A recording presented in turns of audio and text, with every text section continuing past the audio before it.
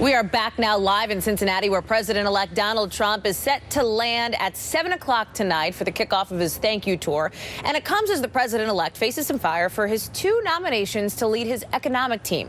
The Wall Street Journal is now calling Trump's money men an underwhelming pair of nominees. The Washington Post writes their selection deepens the role that wealthy donors are playing in shaping the new administration, despite Trump's oft-repeated pledge to drain the swamp of special interests.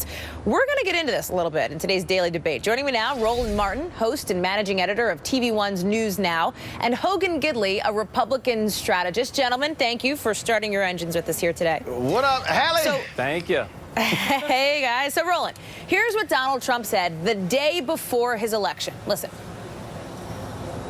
We are going to drain the swamp.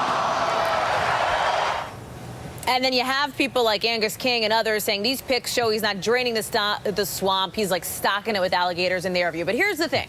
McClatchy has a piece out today. They talked to folks who backed Donald Trump who say, hey, they don't care. They say it's only been a few weeks. Give him a chance to see how these cabinet picks play out. Do they have a point? It's only December 1st. No, these are the same people who whined and complained about Hillary Clinton's speeches to Goldman Sachs. So what did Trump do? He just went and hired Goldman Sachs. I mean, come on. The reality is here. Trump supporters don't care. You could play 3,000 sound bites. They'll go, that's no big deal. But I'm going to get a kick out of Ross and Mnuchin and DeVos.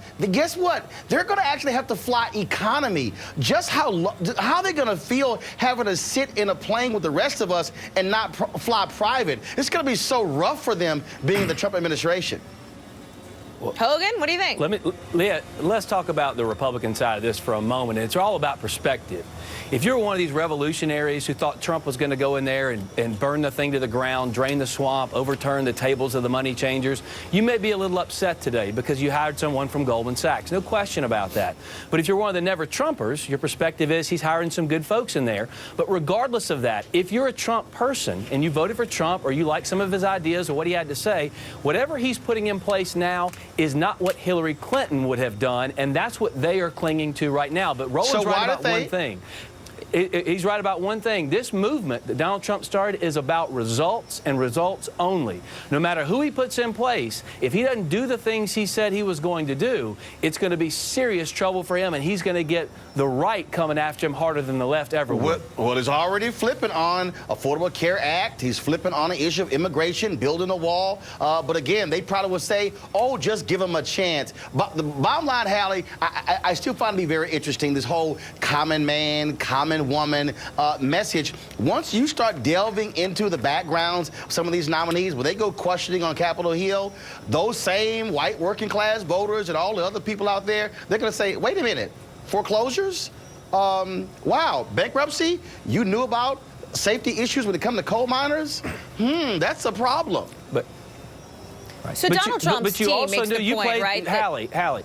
Hallie, you played the Drain the Swamp clip. But he also said several times, if he were to win, he's going to have to put people who have federal government experience in his administration because he has none. And what good managers do is they find their deficiencies and hire people to backfill what they can't do. Either. He knows he's woefully unprepared on that side of the ball. Some of those folks are already in place, and they know how they know where the bodies are buried. And the argument Donald Trump was making during the campaign for himself was, hey, listen, I know how these loopholes work because I took advantage of them. If you don't want me to take advantage of them, you need to stop the loopholes. But as a businessman, I'm going to do it. And because I know how to do it, I'm the one who can stop it. The Munchins of the world, those folks, they know where the problems are. And he was one of the architects of the pro-populist economic message of Donald Trump. So hopefully he's one of the good ones at Goldman Sachs. All right, Hogan Gidley, got to give you the last word. Roland Martin, you had the first word. Next time, gentlemen, a little more feistiness. I'm kidding. Just a Thank you very little bit. much. I appreciate it.